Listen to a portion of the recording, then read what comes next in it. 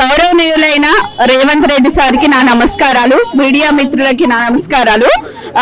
మీరు ఏంటంటే మాకు డైరెక్ట్ గా సార్ అపాయింట్మెంట్ దొరకట్లేదు, సార్ బిజీ షెడ్యూల్ వల్ల.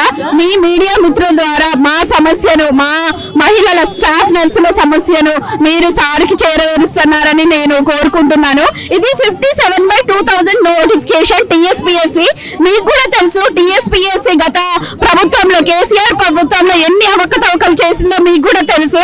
ఆ అవకతవకల్లో ముఖ్యమైన సమస్య 57/2017 నోటిఫికేషన్ స్టాఫ్ నర్స్. అందులో 893 పోస్టులు ఇచ్చారండి. అది మమ్మల్ని పిలిచింది టోటల్ పోస్టులు 3311, మమ్మల్ని పిలిచింది కూడా 3248, 1:1 కంటే తక్కువే పిలిచారు. సో మాకు సర్టిఫికేట్ వెరిఫికేషన్ అయిపోయింది, వెబ్ ఆప్షన్స్ పెట్టుకోమన్నారు. అంటే దట్ మీన్స్ మాకు జాబ్ వస్తుందని మేము హోప్ తో ఉన్నాము. అప్పటికప్పుడు అర్ధరాత్రి రిజల్ట్స్ రిలీజ్ చేశారండి, మిడ్నైట్ 12 కి రిలీజ్ చేశారు. అందులో 2418 పోస్టులు మాత్రమే ఫిల్ చేశారు, రిమైనింగ్ 893 ఫిల్ చేయలేదు. మేము నెక్స్ట్ డే టీఎస్పీఎస్సీకి వెళ్ళి క్వశ్చన్ చేసాం, ఎందుకంటే బడ్జెట్ లేకపోవడం వల్ల మేము ఆపానమ్మా. 2-3 రోజుల తర్వాత మళ్ళీ రండి అన్నారు. 2-3 రోజుల తర్వాత వెళ్ళిన తర్వాత కూడా అదే, మళ్ళీ వెళ్తూనే ఉన్నాం. టీఎస్పీఎస్సీకి వెళ్ళి రిప్రజెంటేషన్ ఇచ్చినా కూడా కేసీఆర్ ప్రభుత్వంలో చిన్న చిన్న పిల్లల్ని వేసుకొని మేము వెళ్ళినా కూడా మమ్మల్ని తీసుకెళ్లి పోలీస్ స్టేషన్ లో పెట్టారు. అది ఎంతవరకు న్యాయమో వాళ్ళకి అడిగినందుకు, మా హక్కు మేము అడిగినందుకు పోలీస్ స్టేషన్ లో పెట్టారు.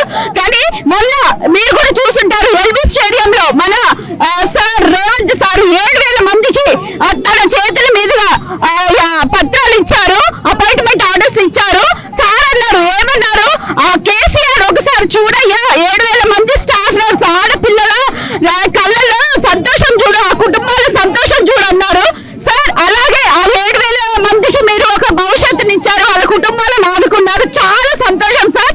ఎప్పటికీ చేయనంటే పెద్ద రిక్రూట్మెంట్ చేశారు సార్. అలాగే గత ప్రభుత్వంలో, వాళ్ళ ప్రభుత్వ పాలనలో, దుర్మార్గుల పాలనలో మేము చాలా మాకు అన్యాయం జరిగింది సార్.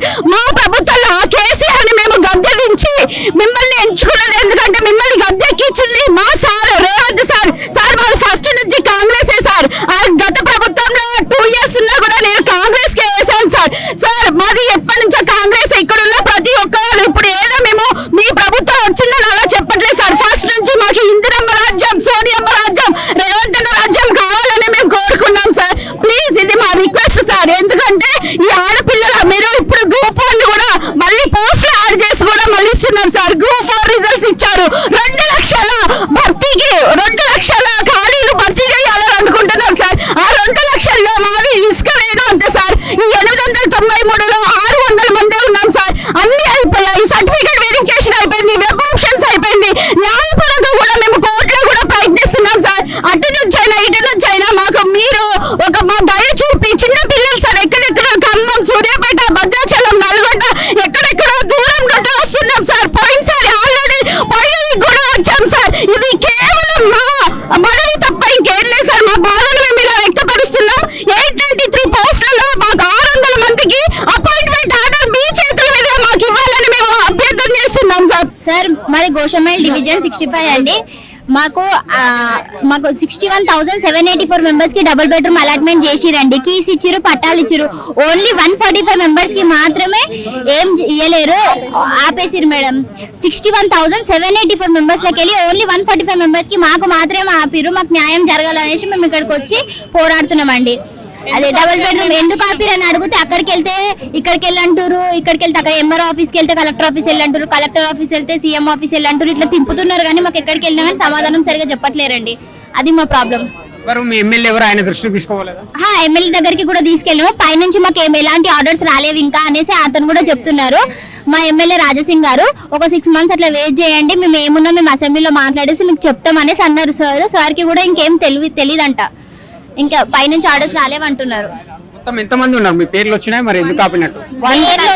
1 నుండి 145 మెంబర్స్ కి వచ్చినాయి. మా పేర్లు, సీరియల్ నెంబర్ వచ్చింది, అలాట్మెంట్ వచ్చిందని చెప్పారు. పట్టా ఒక్కటి ఇవ్వలే. మేము October 2nd కి మాకు అక్కడ ఎక్కడ నిజాం కాలేజ్ దగ్గరికి అన్ని బస్సులు పెట్టిండే, అందరు ఎక్కిండ్రు. కాకపోతే మాకు 1 నుంచి 145 మెంబర్కి ఎక్కనియలే జిహెచ్ఎంసీ వాళ్ళు, ఎందుకంటే మీకు లోకల్లో వచ్చిందమ్మా, మీకు ఇక్కడనే అందుకొరకు మీకు తీసుకెళ్తలేమని చెప్పారు. కానీ మేము అప్పటి నుంచి తిరుగుతున్నాం. మా ఒక 2-5 days తర్వాత ఎలక్షన్ కోడ్ వచ్చింది. ఎలక్షన్ కోడ్ తర్వాత ఆపేసారు ఎక్కడ పడినా అక్కడ. ఇప్పుడు మళ్ళీ ఇప్పుడు లోక్సభ ఎలక్షన్స్ ఉంది, మళ్ళీ అదే సేమ్ ప్రాసెసింగ్ అవుతుంది. మళ్ళీ ఇప్పుడైతే 5 years వరకు మనం పట్టించుకోరు. ఇస్తారా? మాకు 1 నుంచి 145 మెంబర్స్కి ఇవ్వాలి, లేకపోతే మేము అందరం ఇక్కడనే ధర్నా చేసుకుంటూ ఉంటాం. మాది ఇదే డిమాండ్ సార్. మేము అందరం చేసుకొని బతికేటోళ్ళం, రోజు తిండి, మాదైనా ఇల్లు లేవు, మేము లేనందుకే ఇంతగానో పోరాడుతున్నాం. 5 నెలల నుంచి మేము ఒక్కటే తిరుగుతా అవుతున్నాం. ఈ ఆఫీస్ లేకపోతే ఎమ్మెల్యే ఆఫీస్ లేకపోతే కలెక్టర్ ఆఫీస్, మండల ఆఫీస్, అన్ని ఆఫీసులు తిరిగినాం. ముసలామె, ఆమెకు శాతనైతే లేదు, ఆమెకు కూడా శాతనైతే లేదు పాపం. ఆంటీకి కూడా ఆమె చేసుకొని ఈ వయసులో కూడా చేసుకొని తినేటమే. ఆమె ఆ ఒక ఇళ్ళన్నా ఉంటే కొంచెం బాగుంటది కదా, ఆసరాలాగా ఉంటది. మాకు సొంత ఇల్లు లేవు, కావాలంటే మీరు మా అందరి గురించి ఎంక్వైరీ చేసుకోండి, మాకు ఇల్లు ఉన్నాయా లేవా, మాకు వచ్చినా మాకు ఇవ్వండి. మీరు అదే మా విజ్ఞప్తి, అంతే. Thank you. లోపలికి కలిసి వచ్చారా? ఏమన్నారు మరి మీ సమస్య? లాస్ట్ వీక్ లో మేము వచ్చినాం. 1 week తర్వాత ఆ రోజే మాకు మెసేజ్ వచ్చేసింది, సరే మీరు దృష్టికి తీసుకెళ్తున్న పెద్దవాళ్ళకని. 1 week తర్వాత రమ్మని చెప్పారు. 1 week తర్వాత మళ్ళీ మేము వచ్చినాం. ఇప్పుడు వస్తే మళ్ళీ మెసేజ్ చేస్తామంటాం సాయంత్రం, కానీ ఏం రెస్పాన్స్ అయితే లేదు. న్యాయం చేయండి, మాకు న్యాయం చేయండి. మీ ద్వారానైనా మీరైనా పెద్దవాళ్ళ దృష్టికి తీసుకెళ్ళండి.